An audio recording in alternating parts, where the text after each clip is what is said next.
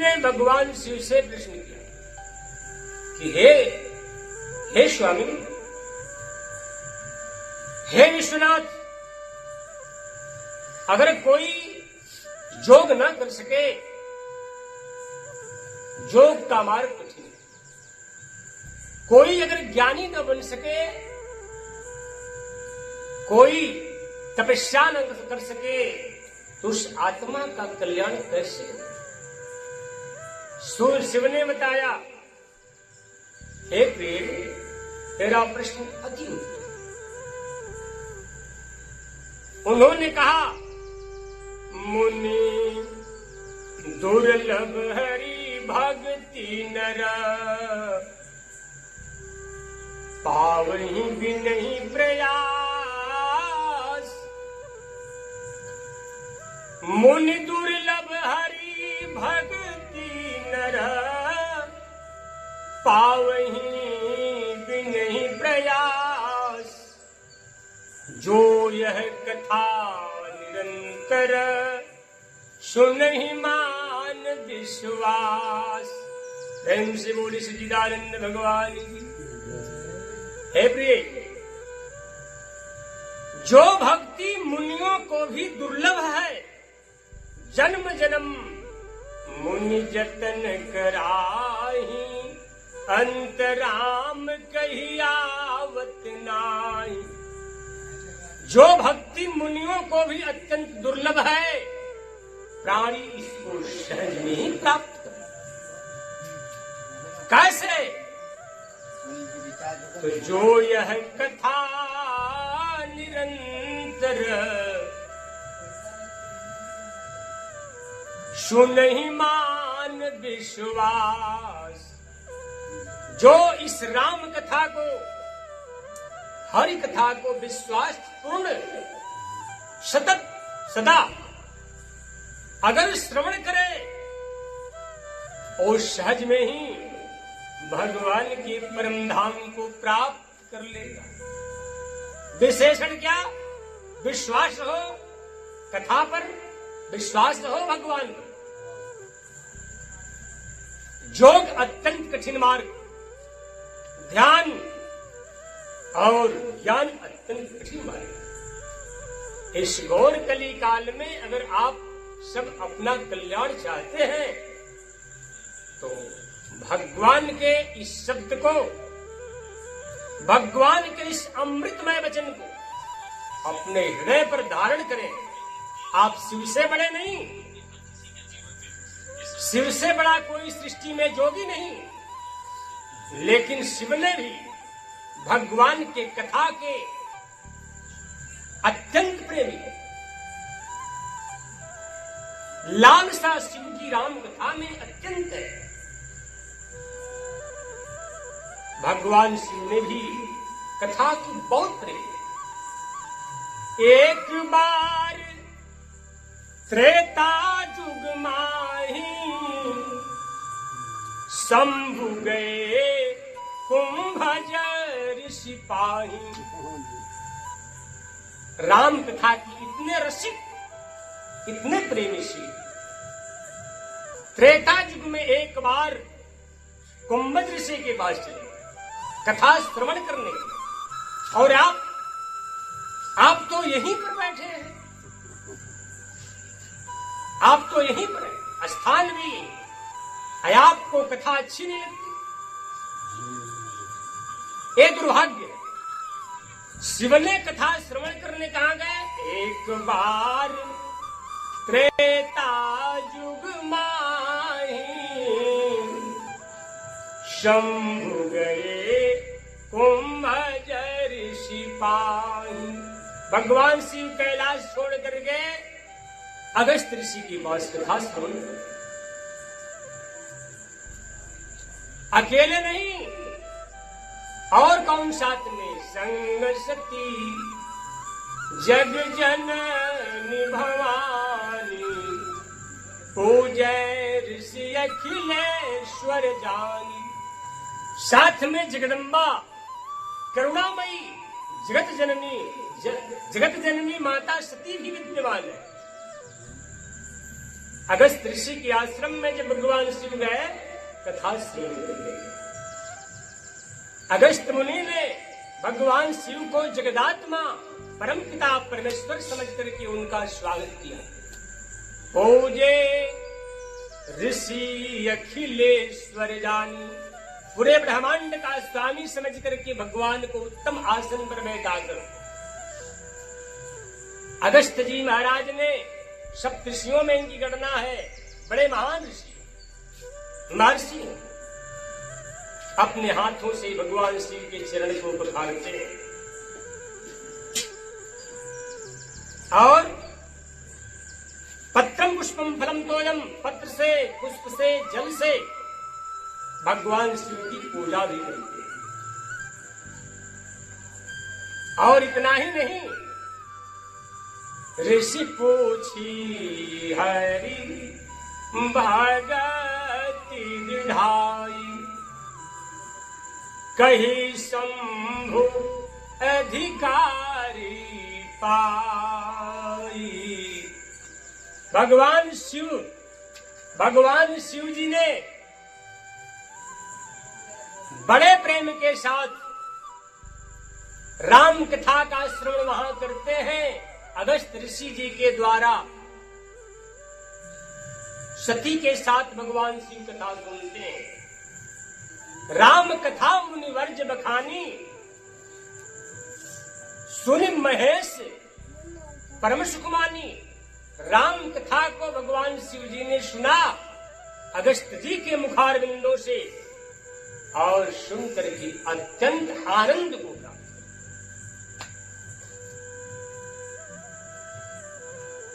राम कथा मुनिवर्ज बखानी, सुन महेश परम सुख मानी।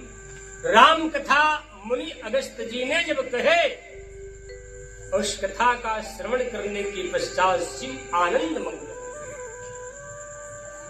फिर अगस्त जी ने भगवान शिव को जगदात्मा परमेश्वर ईश्वर जान करके दोनों हाथ जोड़कर बोले, भगवान आज मेरे भाग्य खुल गए जो कि आपका दर्शन।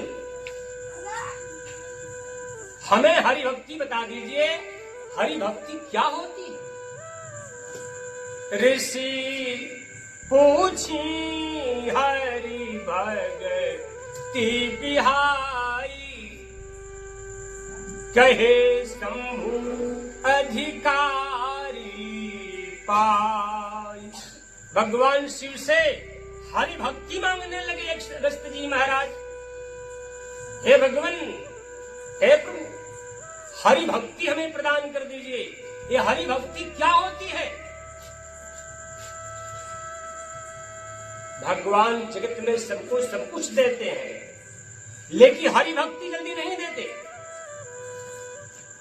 हरि व्यापक सर्वत्र माना, प्रेम ते प्रगट हो ही मैं जाना। उमा कहो मैं अनुभव अपना सत हरि भजन। जगत में संसार में सब कुछ एक नाशवान है, अनित्य है, क्षणिक है। सत्य क्या? शिव ने बताया, सत्य हरि भजन। ये हरि कौन है? वही हरि भक्ति आज अगस्त जी मांग रहे हैं भगवान से। वही हरि है। ये कौन हरि है? हरि किसको कहते हैं? हरि उसका नाम है जो सारे दुखों का हरण करे, जो सारे दुखों का हरण कर ले, उसका नाम हरि है। महाराज ये चले जाए। इसलिए हरि भक्ति मांगे। ये हरि कौन? कहां हरि? तो भगवान शिव ने भाष्य कर दिया, हे जगत के लोगों, हे संत जनों, हे महर्षि गणों, हरि व्यापक। ये हरि व्यापक है, सर्वत्र है, सब जगह है। हरि व्यापक सर्वत्र समाना। लोगों के संशय को दूर करने के लिए भगवान शिव ने कहा, हे अगस्त मुनि, हे महात्मन, आप तो भगवान हरि के, भगवान राम के परम हरिभक्ति पूछ रहे हैं। अवश्य हरिभक्त के आप, हरिभक्ति के आप अधिकारी हैं, मैं अवश्य ही प्रदान करूं। हरि कौन, कहां? तो शिव ने बताया हरि व्यापक सर्वत्र। हरि केवल एक जगह नहीं, ये व्यापक है। अग जग मग सब रहित विरागी, प्रेम दे प्रभु प्रगटाए। ये हरि व्यापक है, सर्वत्र है, सब जगह विद्यमान है, दिखाई नहीं पड़ते। हरि व्यापक सर्वत्र है, दिखाई नहीं पड़ते। मैं एक कथा बताऊं। एक राजा से मंत्री से वार्तालाप हुआ। राजा ने मंत्री से कहा, हे मंत्रीवर, लोग भगवान कहते हैं, भगवान भगवान कहते, हरि हरि कहते, ईश्वर ईश्वर। ये ईश्वर कैसा होता है? ये कैसा भगवान? आप मेरे मंत्री हो, बताओ। इस प्रश्न का उत्तर अगर नहीं दोगे तो राजदंड भी दिया जाएगा। राजाओं का शासन बड़ा कठिन होता है। मंत्री जब महाराज के वचन को, राजा के वचन को जब सुने, सर नीचे, चिंतित हो, विचार की धाराओं में प्रवृत्त कि जिस चीज को आज तक मैंने न जाना नहीं, विचार नहीं किया, अनुभव नहीं, ऐसा प्रश्न है ईश्वर, ऐसा प्रश्न खड़ा हो गया। अब लगता है देश से बाहर जाना ही पड़ेगा। हे मंत्रीवर, इस प्रश्न का उत्तर कल देना है। उदास निराश अपने घर पर है। इनके घर पर एक 7 साल का लड़का था। पिता को आते जब देखा,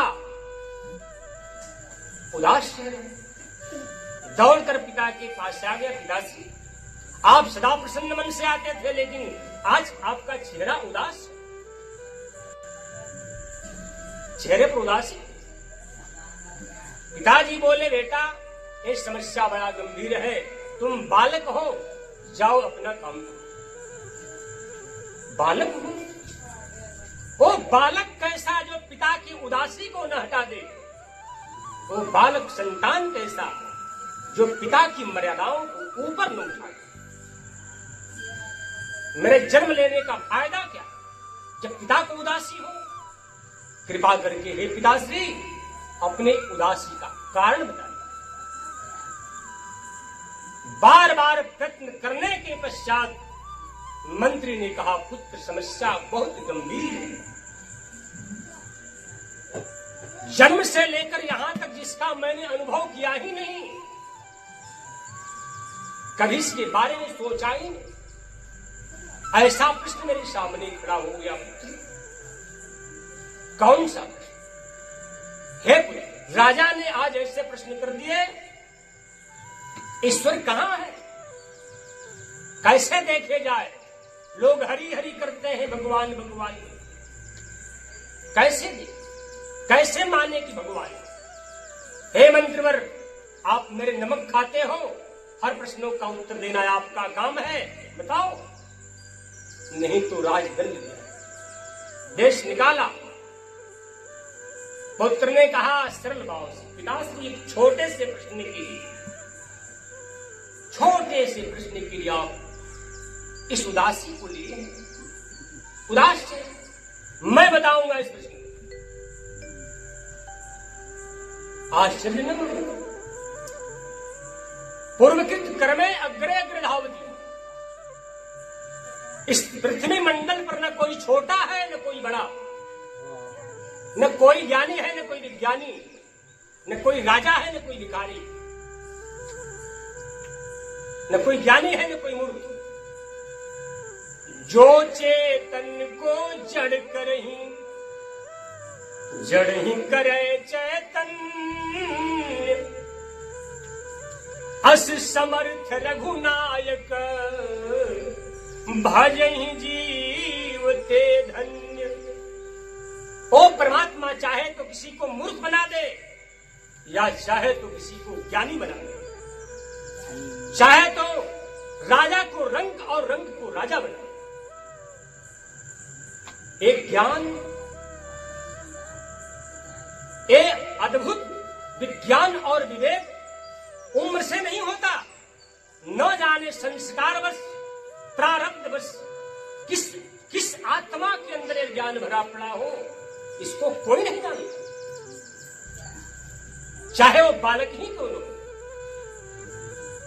सांप का बच्चा देखने में छोटा लगता है, लेकिन जहर वही है। इसलिए ये देखने में बालक तो है। पिता से कहा, मैं इस प्रश्न को उत्तर बताऊं, मैं इस प्रश्न का उत्तर बताऊं। सुबह हुआ, राजा का संदेश पूरे देश में गया था।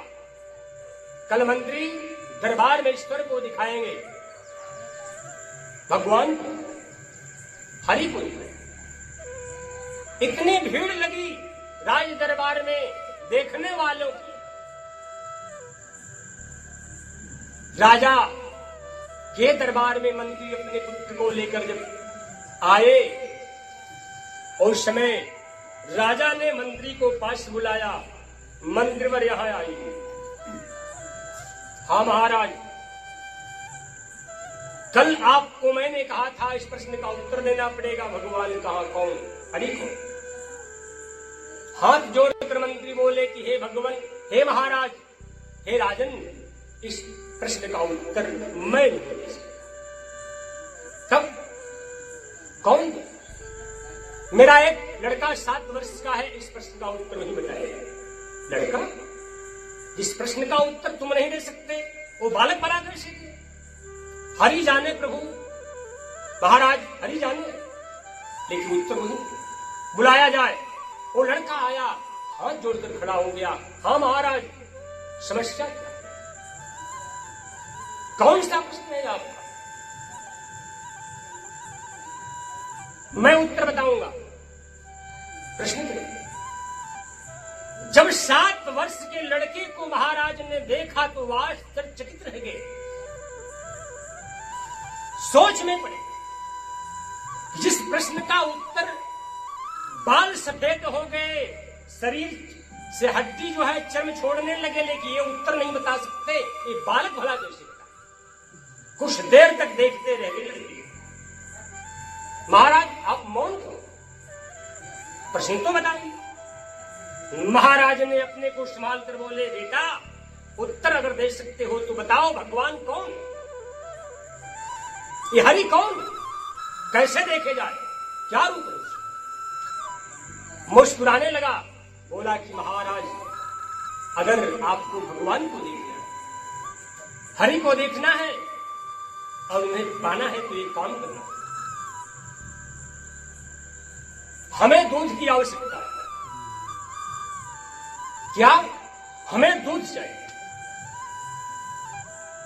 दूध मंगवाया गया। हे महाराज, हमें एक पात्र चाहिए। पात्र मंगवाया गया। उस लड़के ने उस दूध को पात्र में सुव्यवस्थित स्थित कर दिया। हे महाराज, हमें अग्नि की आवश्यकता है। अग्नि मंगवाई।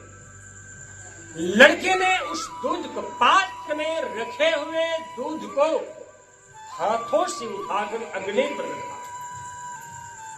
समया उपरांत वो दूध जब गर्म हो गया, तब उस बच्चे ने उस अग्नि पर से दूध को उतार दिया।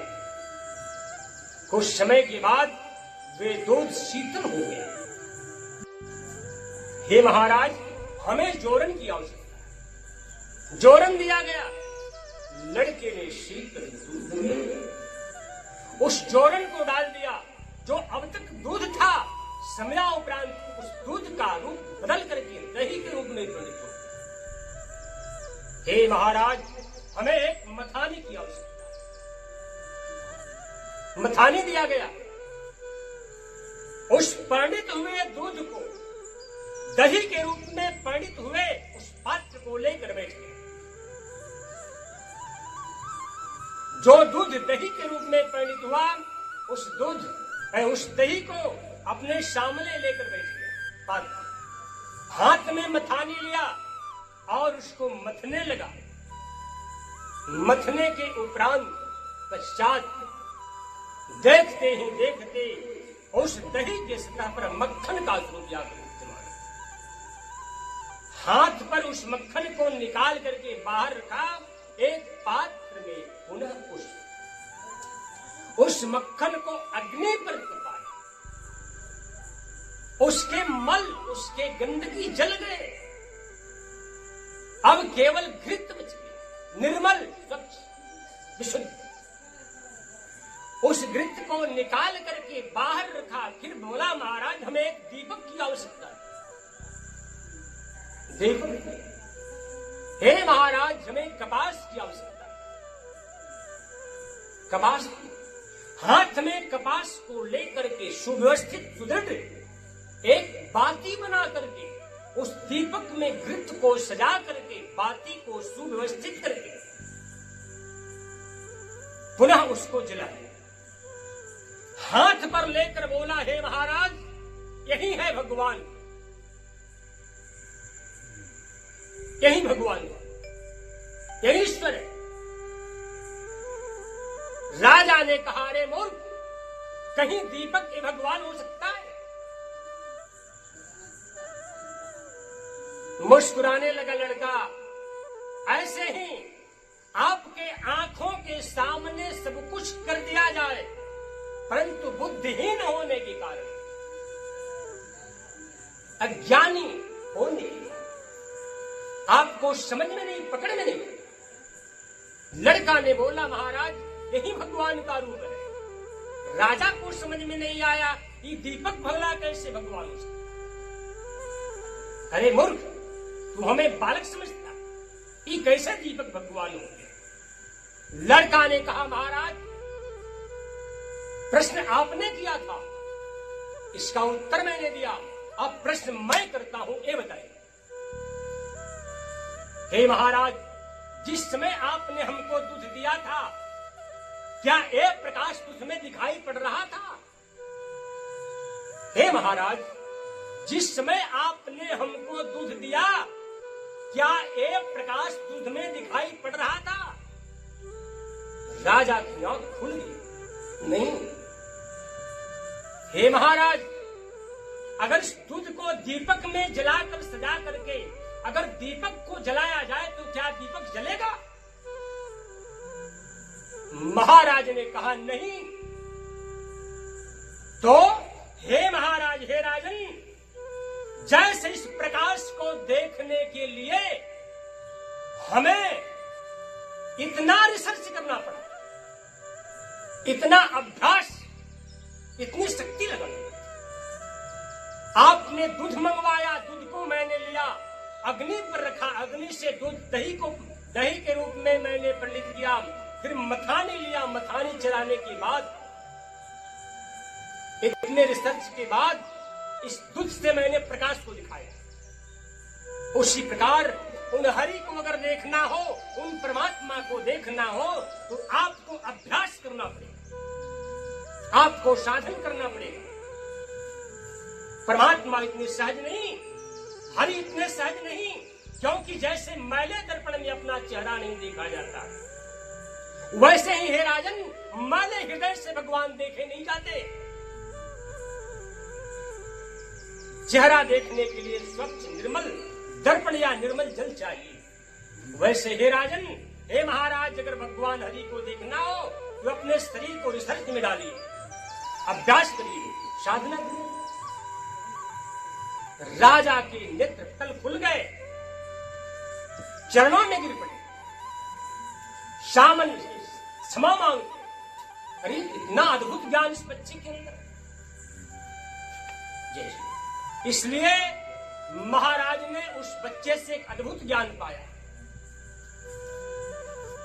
न जाने किसके हृदय में कैसा ज्ञान भरा पड़ा हो। इसलिए भगवान को देखने के लिए जैसे उस बालक ने इतना अभ्यास किया, राजा को रिसर्च करेंगे।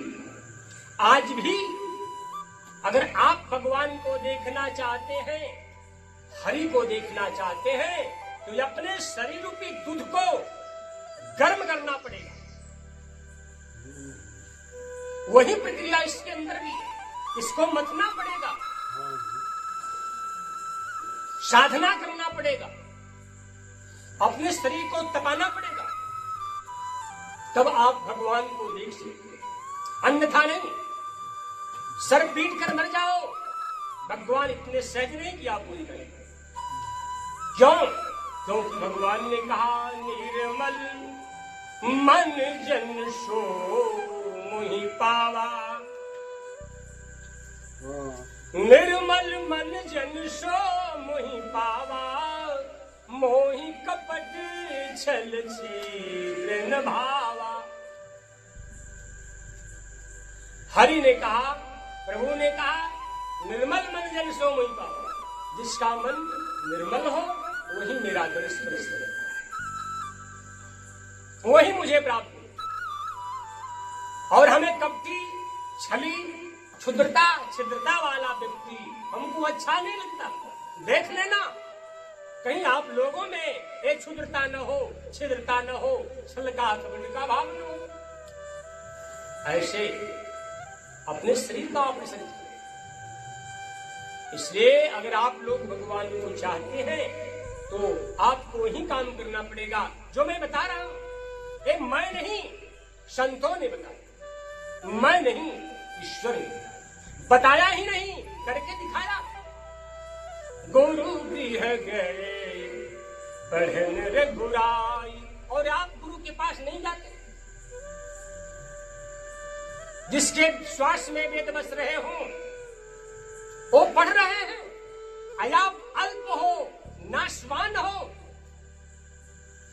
अज्ञानी हो, मूर्ख हो, कुछ भी नहीं, जीव बनकर जी रहे, और आपको पढ़ने की कोई आवश्यकता नहीं, गुरु की कोई आवश्यकता नहीं। इसलिए भगवान ने कहा, जब मैं पूर्ण काम होने के बाद भी गुरु की शरण